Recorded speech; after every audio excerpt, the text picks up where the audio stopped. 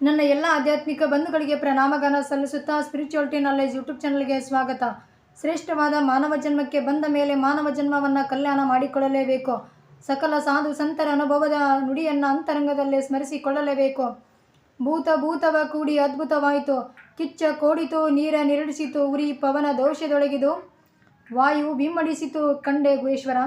ಮಣ್ಣು ನೀರು ಅಗ್ನಿ ವಾಯುಗಳ ಭೂತ ಅವು ಕೂಡಿದಾಗ ಒಂದರಲ್ಲಿ ಒಂದು ವಿಶಿಷ್ಟ ರೀತಿಯಲ್ಲಿ ಬೆರೆತಾಗ ದೇಹ ಎಂಬುವುದು ರೂಪುಗೊಂಡಿತು.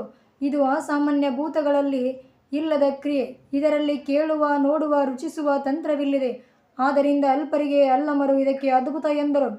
ಕಿಚ್ಚು ಕೋಡಿತು, ಕಿಚ್ಚು ಜ್ಞಾನಾಗ್ನಿ, ಭೂತಗಳು ಕೂಡಿ ಅದ್ಭುತವಾದ ಹಂತ, ವಿಚಿತ್ರವಾದ ಪವಾಡ ಸದೃಶ್ಯ ದೇಹದೊಳಗನ ಅಸದೃಶ್ಯವಾದ ಹಂತ ಜ್ಞಾನಾಗ್ನಿಯು ತನ್ನಗಾಯಿತು. ನೀರು ನಿರಡಿಸಿತು, ನೀರು ಮನಸ್ಸು, ಅದು ನಿರಡಿಸಿದೆ.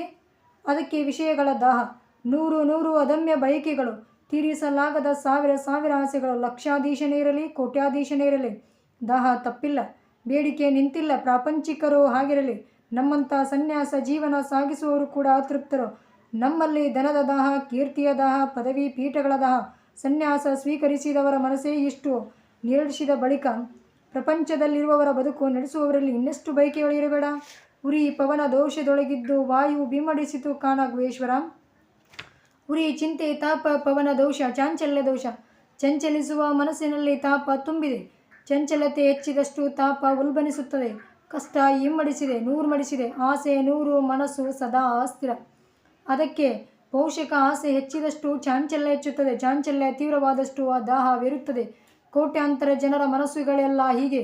ಸಂತರ ಮನಸ್ಸು ಭಾವ ಬೇರೆ. ಅದು ಸುಮನ, ಸದ್ಭಾವ, ಸರ್ವಹಿತ ಭಾವ, ಮಧುರ ಹೃದಯ, ಸ್ವಾರ್ಥವಿಲ್ಲ, ದುರಾಸೆಯಿಲ್ಲ.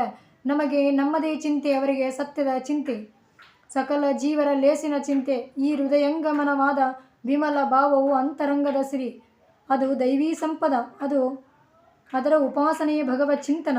ಎಲ್ಲೆಲ್ಲಿ ಈ ಭಾವ ಕಾಣುತ್ತದೆಯೋ ಅಲ್ಲೆಲ್ಲ ಭಗವದ್ದರ ವಿರ್ಭಾವ. ರಾಮನ ಬರುವಿಗಾಗಿ ದಾರಿ ಕಾಯುತ್ತಿದ್ದ ಶಬರಿಯಲ್ಲಿ ಈ ಸಖಿ ಆಸೆ ನಿಮಗ್ಯಾಕೆ ಎಂದು ಪತಿಯನ್ನೆಚ್ಚರಿಸುವ ಇದಕ್ಕೆ ಲಕ್ಕಮ್ಮನಲ್ಲೇ ಚನ್ನಮಲ್ಲಿಕಾರ್ಜುನನೇ ಗಂಡನೆಂದಳು ಸಾರಿದ ಅಕ್ಕನಲ್ಲೇ ಸಕಲ ಚೆನ್ನಮ್ಮ ವಿಸ್ತಾರದ ರುಹು. ನೀನೇ ದೇವ ಎಂದು ಬಸವನಲ್ಲೇ ಸದ್ಭಾವ ಸಿರಿಯಿದೆ. ಇಲ್ಲಿ ಭಗವಂತನ ವಾಸವಿದೆ. ಇಂಥ ನಿತ್ಯ ನೆನೆಸಿಕೊಳ್ಳುವುದೇ ಭಗವತ್ ಚಿಂತನೆ. ಇಂಥ ಗುರುವ ನಮ್ಮ ಅಂತರಂಗದಲ್ಲಿ ಸ್ಮರಿಸಿಕೊಂಡು ನಾವು ಕೂಡ ಜನನ ಮರಣದಿಂದ ಭವರೋಗದಿಂದ ಮುಕ್ತಿ ಪಡಿತಕ್ಕಂಥ ನಾನಾರೆಂಬ ಅರಿವಿನ ಮಾರ್ಗವನ್ನು ತಿಳಿದುಕೊಳ್ಳಲೇಬೇಕು. ಎಲ್ಲಿಂದ ಬಂದೆ, ಎಲ್ಲಿಗೆ ಹೋಗುತ್ತೇವೆ, ಬರುವ ಮಧ್ಯದಲ್ಲಿರ್ತಕ್ಕಂಥ ಬದುಕೆಂಬ 3 ದಿನದ ಸಂತೆಯಲ್ಲಿ ನಾನೇನು ಮಾಡುತ್ತೇನೆಂಬ ಜ್ಞಾನದ ಜ್ಯೋತಿಯನ್ನು ಬೆಳಗಬೇಕು.